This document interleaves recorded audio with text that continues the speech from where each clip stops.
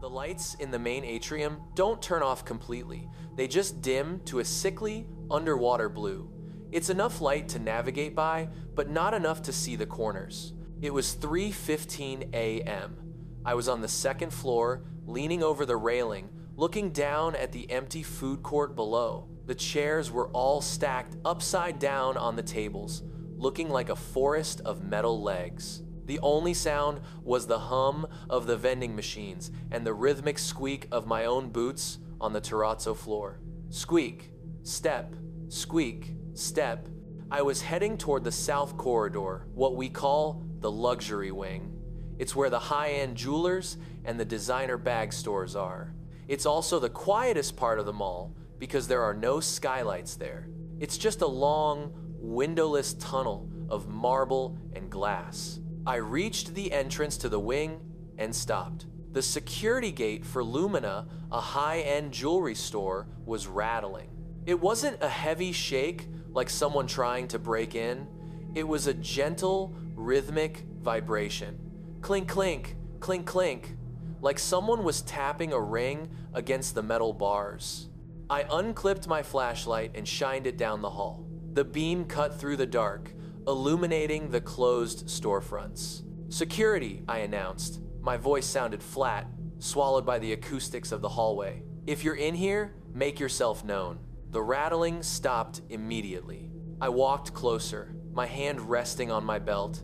I swept the light across the front of the jewelry store. The metal grate was pulled down and locked. Behind the grate, the store was dark, save for the small LED spotlights shining on the diamond displays. I grabbed the grate and gave it a tug, locked tight.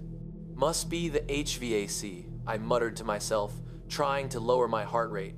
Air pressure changes. I turned to walk away, to continue my patrol loop. That's when I saw the reflection. The jewelry store had these massive floor-to-ceiling mirrors on the side walls to make the shop look bigger. In the mirror to my left, I could see the reflection of the hallway behind me. And standing in the reflection, about 20 feet back the way I had just come, was a person. I spun around, flashlight raised. The hallway was empty. Just the long stretch of marble floor and the dark storefronts. I looked back at the mirror. The reflection was gone. My skin prickled. You know that feeling when the air suddenly feels electrically charged? Like the moment before lightning strikes? That's what the hallway felt like. I keyed my radio. "Dispatch, I've got a possible 10-14 inches, the south corridor. I thought I saw someone. I'm going to sweep the back hallways." Static. Then a voice cut through. But it wasn't the dispatcher, Sarah. It was a man's voice, deep, calm. "Don't look in the glass." I froze. "Say again, dispatch?" "Don't look in the glass." The voice didn't sound like it was coming from the radio. It sounded like the radio was picking up a signal from right next to me. I looked at the radio in my hand. The transmit light wasn't on. I decided to get out of the luxury wing. I started walking fast back toward the main atrium. I kept my eyes focused straight ahead. Don't look in the glass. But this is a mall. Everything is glass. The shop windows, the display cases, the polished marble floors. As I walked past a darkened clothing store, I saw movement in my peripheral vision. In the window display, the mannequins were standing in their usual poses. But behind them, in the reflection of the glass, a dark figure was walking pace for pace with me. I walked faster. The figure walked faster. I stopped. The figure stopped. I turned my head slowly to look at the shop window. It was a mannequin display for summer wear. 3 female mannequins in bikinis and sarongs. They were plastic, headless, white torsos, but standing between 2 of them was a figure that didn't belong. It looked like a mannequin, but it was soft. It was wearing a security uniform, my security uniform. It had the same patch on the shoulder, the same utility belt, but where the face should have been, it was just a smooth beige surface. No eyes, no mouth, just a indentation where the features were pressed in like thumbprints in dough. It was standing perfectly still, facing me through the glass. Then, slowly, it raised its hand. It pointed a finger at the glass. Tap. It tapped the inside of the window. Tap. I stumbled back, tripping over my own feet. What the hell is this? The thing inside the store tilted its head. Then it mimicked my stumble. It jerked backward, perfectly copying my movement, but with a delay of about half a second. It was mocking me. I scrambled to my feet and ran. I didn't care about protocol. I sprinted toward the atrium, toward the light. As I ran, I heard a sound that made my blood freeze. It was the sound of glass shattering. Crash. Not from behind me, from ahead of me. I skid to a stop. The glass front of the store, 10 feet in front of me, a shoe store, exploded outward. Shards of safety glass rained onto the floor. And climbing out of the empty window frame was another one. Another figure in a security uniform. Another smooth, doughy face. It stepped onto the broken glass with a crunch, crunch, crunch. I turned around. The first one had smashed through the clothing store window. It was stepping out into the hallway, blocking my retreat. Two of them, both wearing my uniform, both moving with that jerky, delayed motion. I looked to my right. There was a service corridor door, the kind used for trash removal. It led to the back rooms, the concrete maze behind the stores. I threw myself at the door. It was unlocked. I burst into the service corridor and slammed the door shut behind me, engaging the deadbolt. I was in the dark now. The service halls don't have fancy lighting, just emergency red bulbs spaced 50 feet apart. I leaned against the door, gasping for air. "Control!" I screamed into the radio. "I have intruders! Multiple intruders! Call the police!" The radio crackled. The deep voice returned. "We are the police." Then, a heavy thud against the door I was leaning on. Thud. The door buckled inward. I pushed off the wall and ran down the concrete hallway. This part of the mall is a maze. It's miles of white cinder block walls, gray doors, and concrete floors. I could hear the door behind me being battered down. Bang, bang, crash. They were inside. I ran until I hit a T-junction. Left went to the loading docks, right went to the boiler room. I went left. I needed to get outside. I needed fresh air. I could hear them running behind me now, but they weren't running like people. They were running on all fours. I could hear the slap of their hands and the scuff of their boots hitting the concrete in a rhythmic, galloping cadence. Slap step, slap step, slap step. They were fast. I saw the loading dock doors ahead, the glorious green exit sign glowing above them. I hit the push bar on the door with my shoulder. It didn't budge. It was chained from the outside. I rattled the door, screaming, "Help! Somebody!" The galloping sound stopped. I turned around, putting my back against the cold steel doors. The service hallway was bathed in red emergency light. About 30 feet away, the two figures stood. They had stopped running. They were standing upright again. They slowly started walking toward me. As they got closer, under the red light, I saw their faces change. The smooth dough was shifting. Indentations were forming. Noses were pulling out of the clay. Mouths were slitting open. They were forming my face. They looked exactly like me, except their eyes. Their eyes were just black holes. No whites, no iris, just empty pits. The one on the left opened its new mouth. It spoke with my voice. "Shift change," it said. The one on the right smiled. "You're relieved of duty." I looked around for a weapon. There was nothing. Just a fire extinguisher on the wall about 10 feet away, past them. I did the only thing I could think of. I closed my eyes. The voice on the radio had said, "Don't look in the glass." Maybe it meant, "Don't look at them. Don't acknowledge the reflection." I squeezed my eyes shut tight. "You aren't real," I whispered. "You aren't real." I heard their footsteps stop right in front of me. I could smell them. They smelled like ozone and new plastic. I felt hot breath on my face. "Open your eyes," my own voice whispered into my ear. I didn't. I kept them shut. I started counting backward from 10. I felt a hand, a soft, warm hand, touch my cheek. "Open them," the voice demanded, louder this time. I screamed and swung my flashlight blindly into the dark. It connected with something hard. There was a wet crunch. I opened my eyes. The hallway was empty. The red lights were humming. The loading dock door behind me was still chained. There was nobody there. But on the concrete floor, right where I had swung my flashlight, there was a puddle. Not blood, it was a puddle of beige liquid silicone. And sitting in the middle of the puddle was a name tag. It was my name tag. I looked down at my own chest. My uniform didn't have a name tag anymore. The pinholes were there, but the tag was gone.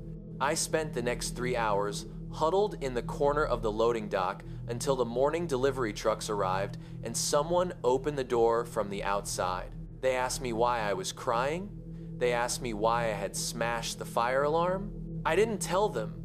I just walked to my car and drove away. But here is the thing that keeps me awake. Here is why I'm writing this. When I got home that morning, I went to the bathroom to wash my face. I looked in the mirror. My reflection didn't move immediately. It took a second, a split second of lag. And looking into my own eyes in the mirror, they looked a little darker than I remembered, a little emptier. I think I got out. I think I'm the one who escaped. But sometimes, I'm not sure. If you've ever been to a large museum, you know the type. It's a massive, windowless hall where they have built a life-size replica of the city as it looked in the 1,890 seconds. There are cobblestone streets made of rubber, gas lamps that flicker with electric bulbs, and fully stocked shops, a general store, a millinery, a dentist's office.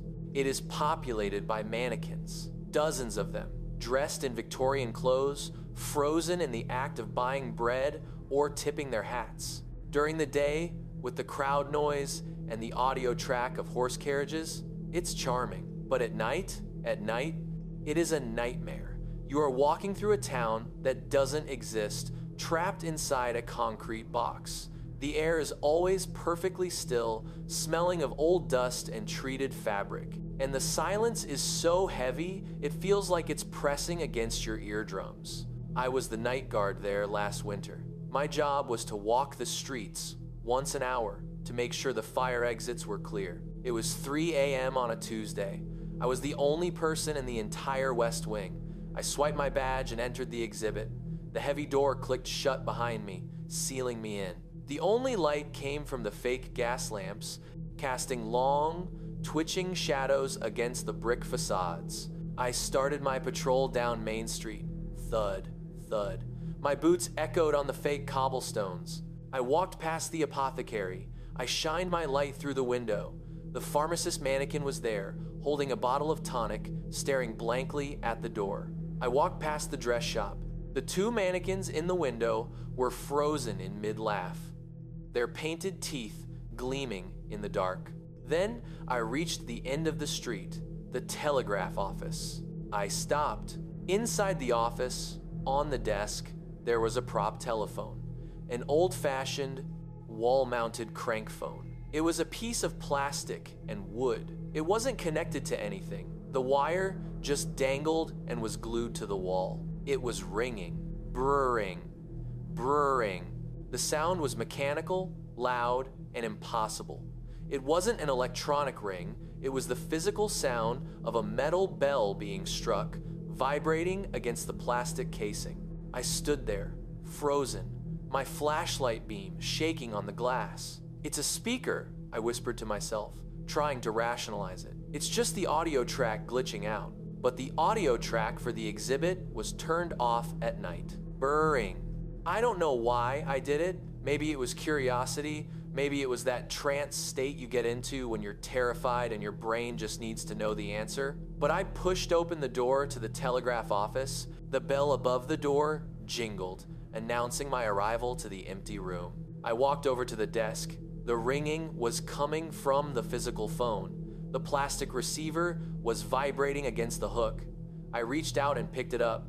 The plastic felt cold and greasy. I held it to my ear. "Security," I said, my voice trembling. Static, heavy, wet static, like the sound of rain hitting a tin roof. Then a voice cut through. It was faint, scratchy, and sounded like it was coming from a great distance. "Is the shop open?" It was a man's voice, formal, stiff. "Who is this?" I asked, gripping the counter. "How are you calling this line? This isn't a real phone." "I need to buy a face," the voice said, ignoring my question. "Mine has worn off." My blood ran cold. "This is a closed channel. Identify yourself." "I am standing outside," the voice said.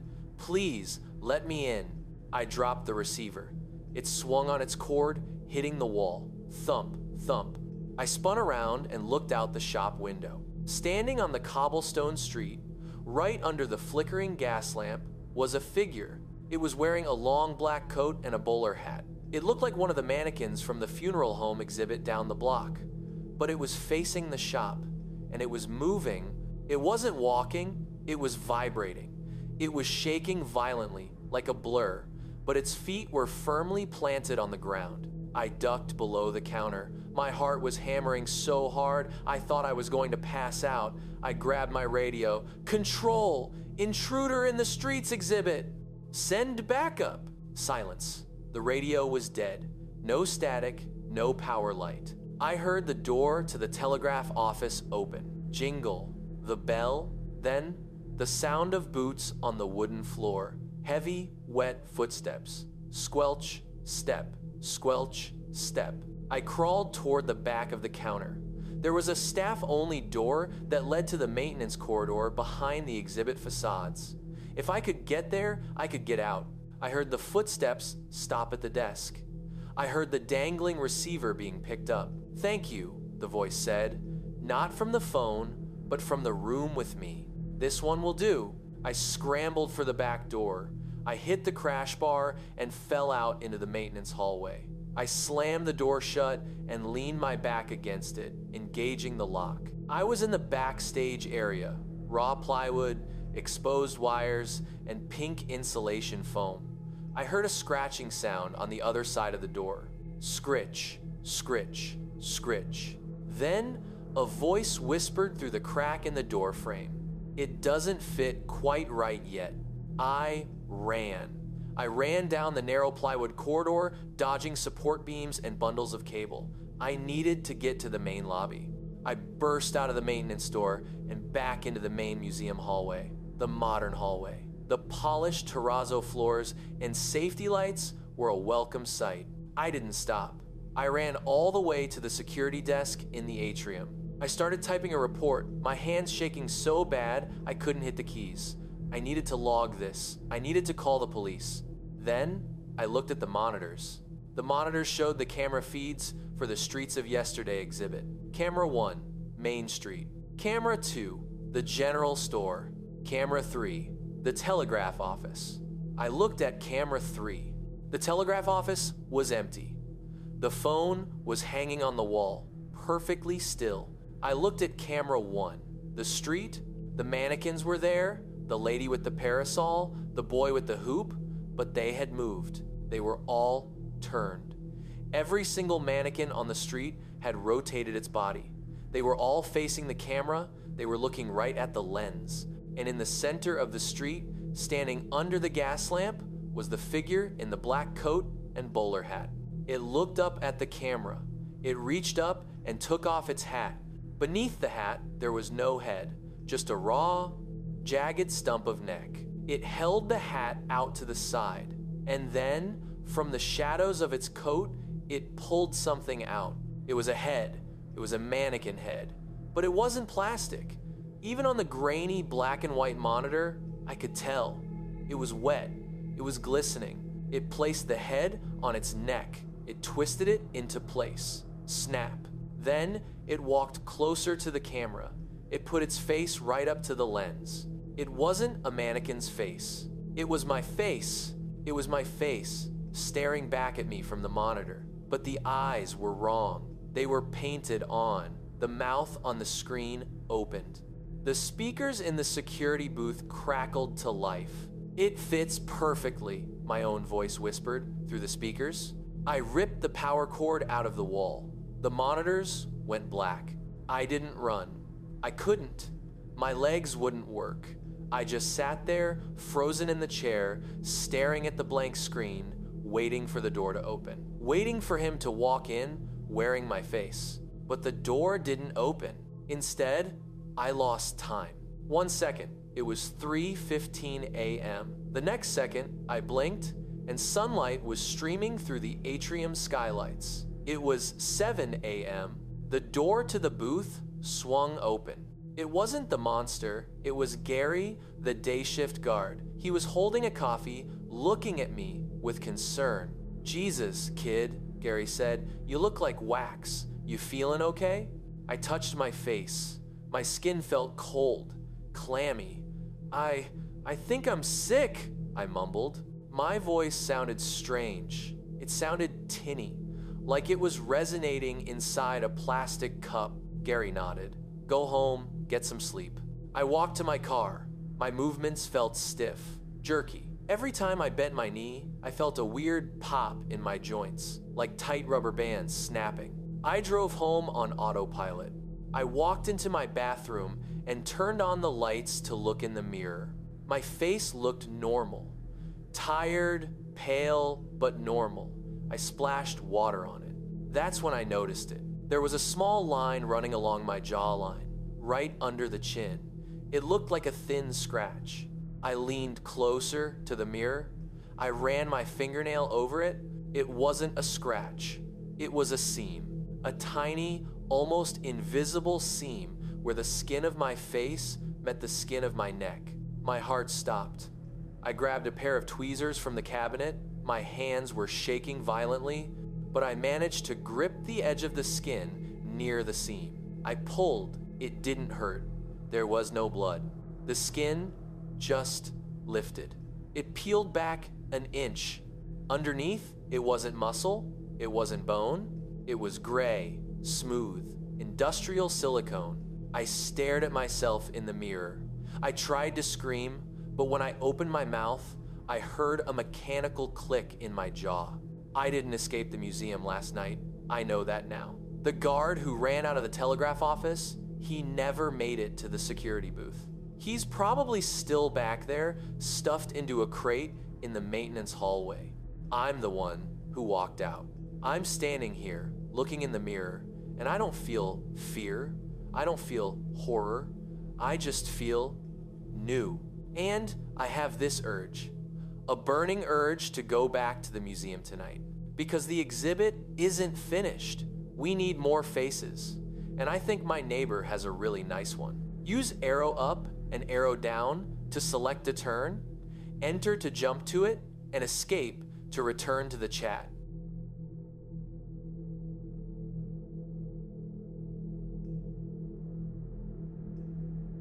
There is a theory about liminal spaces, places of transition, like airports or hallways. They say that if you spend too much time in them, reality gets thin. I worked security at the Westridge Mall for 3 years. It's a dead mall now, mostly empty storefronts and dust, but back in 2019, it was still limping along. My job was simple.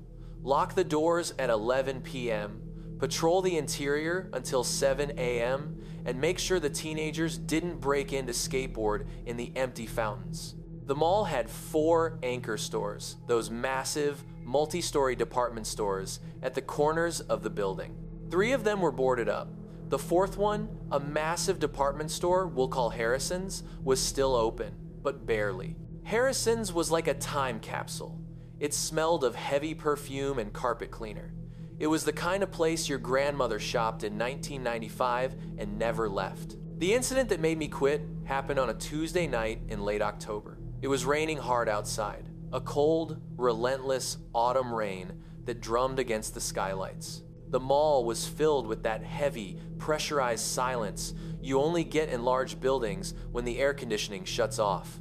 I was doing my 3 a.m. rounds. I had cleared the food court and the north wing. I was heading toward the south wing, where Harrison's was located. The security gate for Harrison's was a see-through metal lattice. It was supposed to be pulled down and padlocked by the store manager at 9 p.m. When I approached it, I stopped. The gate was down, but the padlock was missing. I shined my flashlight at the floor. The heavy brass lock was lying on the tile, still locked. It hadn't been cut. It looked like the metal hasp it was attached to had simply dissolved.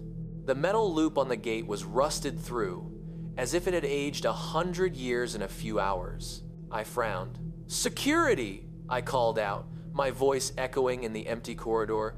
"Is anyone in there?" The store was dark behind the gate, lit only by the red glow of the exit signs and the faint ambient light from the street lamps outside filtering through the glass entryway doors. I had to clear the building.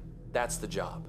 I lifted the gate. It screamed, a high-pitched metal screech that sounded like a wounded animal. I slid it up just enough to duck under, then let it rest on the safety stoppers. I stepped inside. The air inside Harrison's was instantly different. The humidity of the rainy night vanished. The air here was bone dry, and it didn't smell like perfume anymore. It smelled like cedar closets and old paper. I started my sweep on the ground floor. Cosmetics and jewelry. I walked past the glass counters. In the beam of my flashlight, the jewelry displays looked wrong. I stopped at a watch counter. These weren't modern watches. There were no digital faces, no smartwatches. They were heavy, gold pocket watches, rows and rows of them, and they were all ticking. Asterisk. Tick, tick, tick, tick. Asterisk. Hundreds of them, ticking in perfect unison. I looked closer at one. The face of the watch didn't have numbers.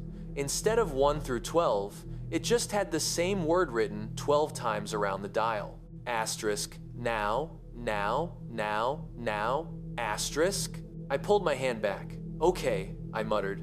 "That's a prank. Some art student prank." I turned toward the central escalator to check the second floor. The escalator was turned off, a frozen metal waterfall leading up into the darkness. I started to climb. My boots clanged on the metal steps. As I climbed, I felt the pressure drop. My ears popped. The air grew colder. I reached the second floor. Clothing. This is where the liminal space theory really hit me. You know how department stores are designed to be confusing? No windows, mirrors everywhere, aisles that loop back on themselves? The second floor was impossible. I stood at the top of the escalator and shined my light. The aisles of clothing racks stretched out into the darkness forever. I couldn't see the back wall. I couldn't see the side walls. Just an ocean of fabric. I started walking down the main aisle. "Security!" I yelled. "Closing time." My voice didn't echo. The clothes absorbed the sound instantly. I passed a rack of evening gowns. I reached out to brush past them. The fabric felt wet. Not damp times wet, asterisk, like they had just been pulled out of a lake. I looked at the tag on a blue silk dress. It wasn't a price tag. It was a handwritten note in smeared ink.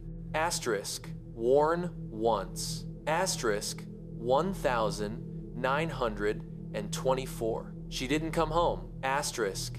I walked faster. I wanted to find the back wall and get out.